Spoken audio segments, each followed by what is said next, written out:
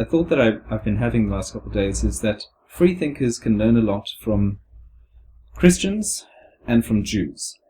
And I'll explain what I mean.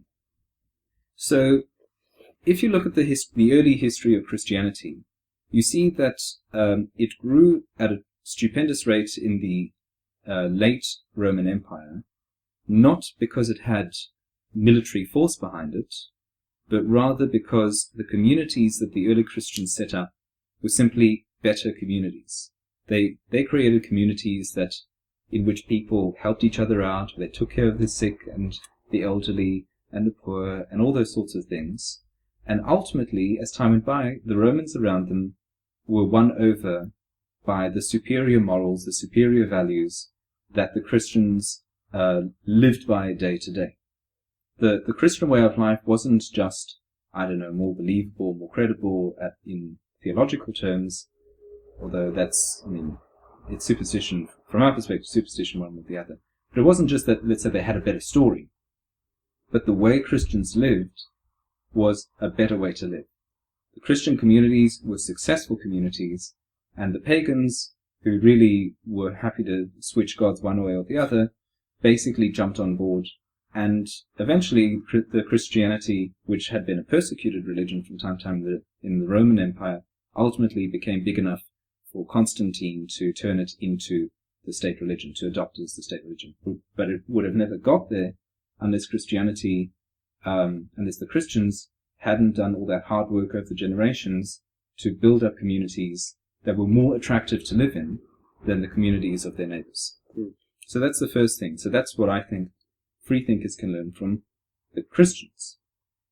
Now, what free thinkers can learn from the Jews is on a similar note, which is that the virus, every religion is a virus, but Judaism, what the Jewish culture, religion, tradition, virus, whatever you want to call it, does particularly well, is it embeds in the members of its communities a very strong desire or expectation to be successful. And I think that this has a lot to do with the fact that you see Jews who are prominent at the top of just about every endeavor, be it the arts and the entertainment world, science, whatever it may be. You don't really see too many Jewish elite athletes, and that's precisely because that's not prioritized typically in Jewish communities. But certainly when it comes to matters to things that in the long term result in financial success and social status, you see that Jews are disproportionately successful in those areas.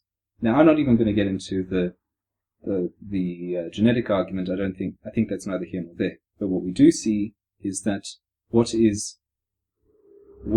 those successful people are imbued with is a very strong desire, which is reinforced by the expectations of the people around them, to work very, very hard and to get to the top of whatever it is they do.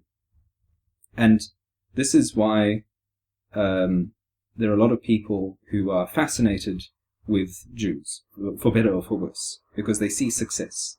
They see a relatively small number of people who do very, very well. And some will hate them, and some will love them, some will want to be associated with them, some will want to blame them for everything. But there's no doubting that there's something that happens in the Jewish upbringing that greatly increases the probability of financial success and social status, which then attracts a lot of people to you.